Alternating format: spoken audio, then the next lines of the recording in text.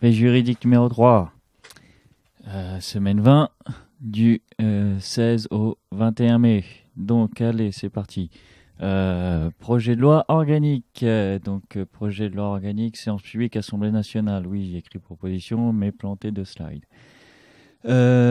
Garantie statutaire aux obligations déontologiques et au recrutement des magistrats ainsi qu'au Conseil supérieur de la magistrature. Donc, je l'avais évoqué il y a 15 jours dans le premier, et effectivement, c'était un truc qui a commencé de longue date, car malgré qu'il y ait la procédure accélérée, c'est la partie organique du grand projet justice du XXIe siècle, donc pour une justice plus proche, plus efficace et plus protectrice.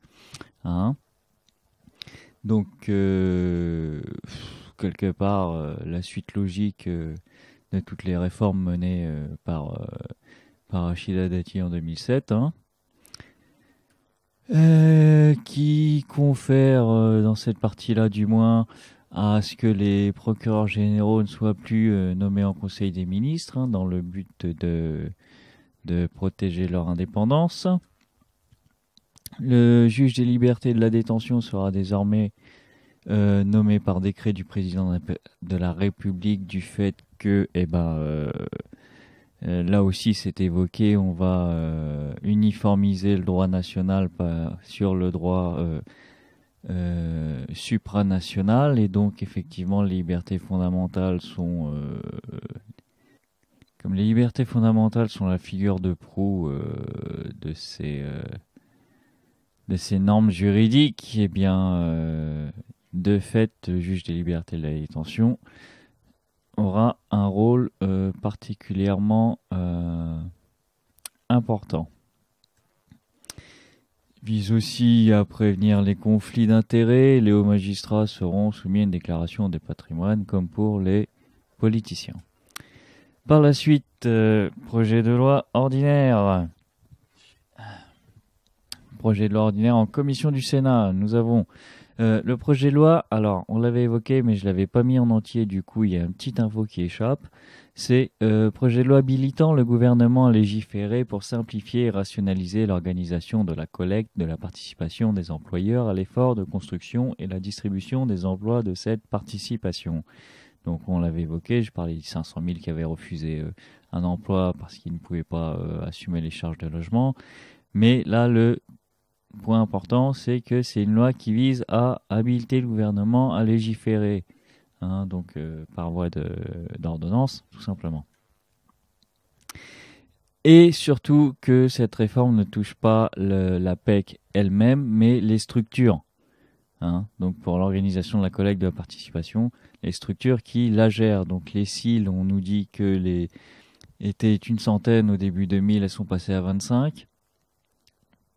Entre 2000 et 2009, et il pense que ça peut être encore plus rationalisé, qu'en 2013, un accord cadre avec l'État et donc les CIL, sur 6 ans, débouche sur un emprunt de 3 milliards d'euros. Sur 6 ans, un emprunt de 3 milliards d'euros auprès du fonds d'épargne pour accélérer la construction de logements sociaux destinés aux particuliers, en particulier aux salariés. Alors, petite nouveauté, proposition de résolution en séance publique du Sénat cette fois-ci.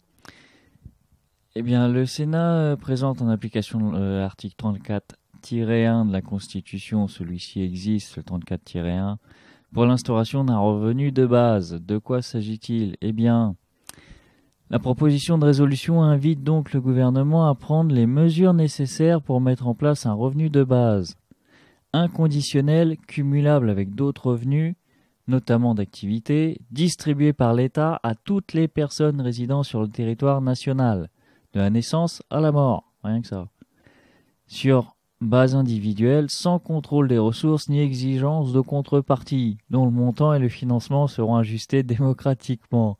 Et tout ça financé par un argument qui dit que comme ce serait d'office pour absolument tout le monde tout le temps, il n'y aurait plus besoin de financer les administrations pour gérer les allocations.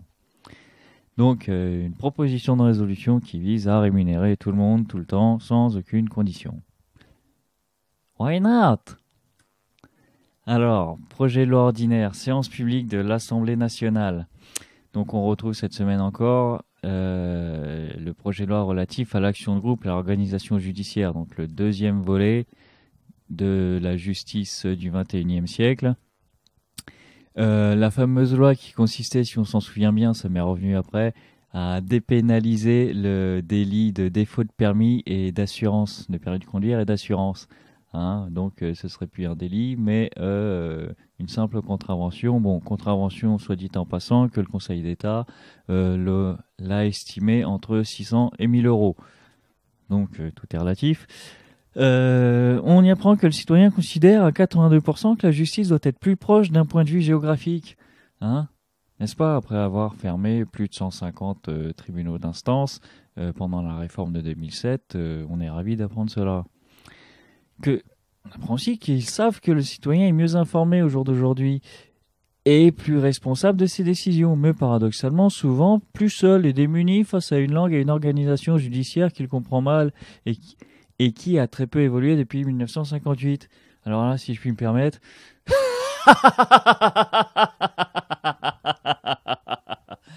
LOL. Donc depuis le début, depuis mi-2005 par là, il simplifie dans un souci d'accessibilité du droit, il le simplifie à tout va, à tout vent. Donc voilà, pourquoi pas, il veut le simplifier encore. Par contre, on est un pays où l'école est obligatoire jusqu'à 16 ans. Ça va être compliqué de descendre en dessous du niveau obligatoire national quand même. C'est-à-dire, le plus dur a été fait, là, c'est... Bon. Et il valorise le règlement amiable des litiges et renforce la protection des plus vulnérables. Donc oui, ça risque d'être rigolo. Valoriser le règlement amiable des litiges, donc pour désengorger les tribunaux, bien entendu. Mais bon, ça dépend comment c'est encadré. Par la suite, projet de loi ordinaire, séance publique de l'Assemblée nationale. Guerne. On a aussi la discussion du projet de loi ratifiant l'accord de Paris adopté le 12 décembre 2015, donc la COP21. On a aussi le projet de loi autorisant l'adhésion de la France au protocole à la Convention d'Athènes de 1974, donc sur le transport maritime, les bagages, tout ça. On a aussi la ratification de la Convention du Conseil de l'Europe sur la contrefaçon des produits médicaux et les infractions similaires menaçant la santé publique. C'était en débat au Sénat cette semaine, la semaine dernière, et voilà. On a aussi le projet de loi renforçant la lutte contre le crime organisé, le terrorisme et le financement, améliorant l'efficacité et les garanties de la procédure pénale. Donc on a évoqué la semaine dernière, donc je ne vais pas y revenir. Proposition de loi. Donc proposition de loi, du coup là je vais en évoquer 2-3. Donc la première, transparence financière et fiscale des entreprises à vocation internationale, donc en séance publique au Sénat. Donc ils se sont rendus compte que la fraude fiscale et sociale, par son ampleur, par nature assez difficile à mesurer, mais dont on peut estimer aujourd'hui qu'elle représente pratiquement la somme du déficit budgétaire et du déficit de la sécurité sociale, constitue un obstacle majeur qu'il importe de lever sur la voie d'une juste réforme de nos prélèvements fiscaux et sociaux. Donc grosso merdo, 30 milliards. Donc voilà, ils sont décidés. Associer les parlementaires à la vie institutionnelle locale. Donc j'avais relevé la semaine dernière et c'est vrai que là ils nous disent que la présente proposition de loi, prenant acte de la volonté du législateur de restreindre strictement le cumul des mandats, vise à définir les modalités d'association des parlementaires à la vie politique et institutionnelle locale, dans une perspective de meilleure prise en considération des retours de terrain et des expériences locales. Oui, il faudrait voir les modalités parce que déjà pour le Sénat, normalement, elle représente les territoires et ils sont élus par des élus. Donc s'ils n'ont pas leur siège dans les instances, je ne sais pas trop comment ils sont organisés. À voir. On a aussi la proposition de loi sur des modalités de création d'installations de stockage réversible des déchets radioactifs. Donc on l'avait évoqué, mais là il y a il y a quelques points que j'aborde. Donc c'est la transposition d'une directive européenne 2011-70 Euratom du 19 juillet 2011, qui notamment va modifier le code de l'environnement, l'article 542-11, et qui le complétera de façon à le compléter de manière suivante. La réversibilité et la capacité pour les générations successives à revenir sur des décisions prises lors de la mise en œuvre progressive d'une installation de stockage. La réversibilité doit permettre de garantir la possibilité de récupérer des colis de déchets déjà stockés pendant une période donnée et d'adapter l'installation initialement conçue en fonction de choix futurs. Donc voilà, vaste programme. Proposition de loi, la suite, donc on a vu qu'il y a la lutte contre les contrôles d'identité abusifs, et il y aura aussi renforcement de la sécurité de l'usage des drones, on avait déjà évoqué.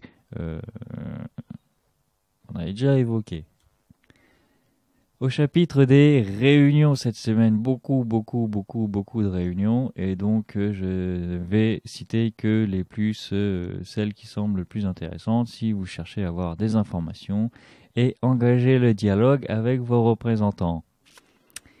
Il y a la commission d'enquête sur les conditions d'abattage des animaux de boucherie dans les abattoirs. Donc évidemment tout le volet respect de la vie animale, etc. Mais aussi, et c'est pas négligeable, toute la polémique qu'il peut y avoir par rapport à l'abattage halal.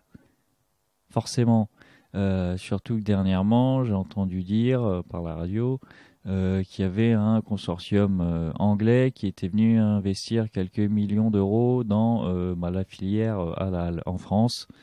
Donc ça va être sujet à polémique. Il y a aussi l'audition de M. Jean-Yves Le Drian, ministre de la Défense, sur les opérations en cours. Ça peut être intéressant de se demander ce qui se passe.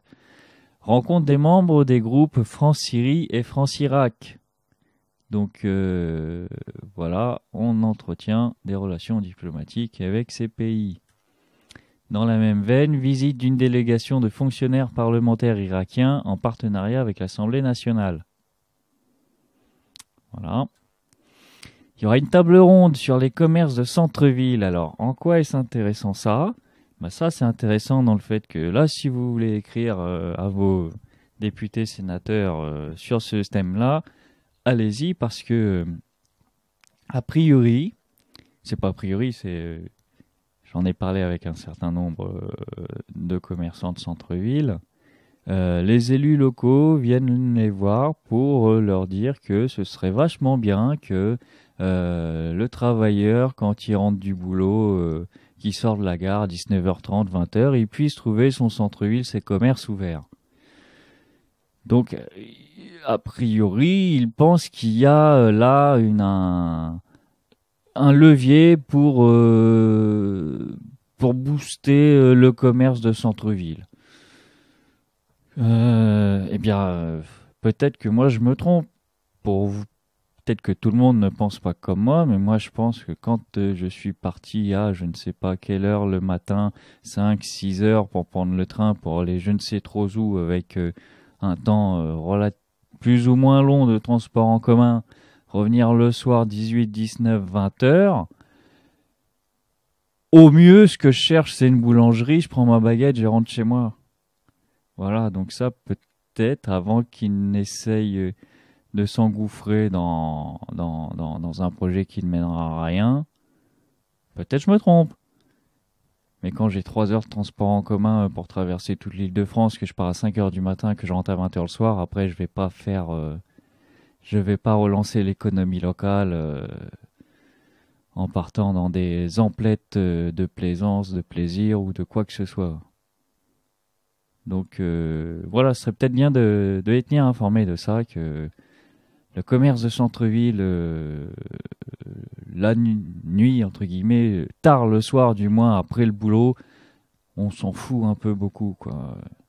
Au mieux sa baguette pour pouvoir aller manger, mais on n'aspire pas à aller se promener, dépenser des sous pour le plaisir quand on s'est tapé sa journée, plus les 2 à 6 heures de transport qui vont bien avec.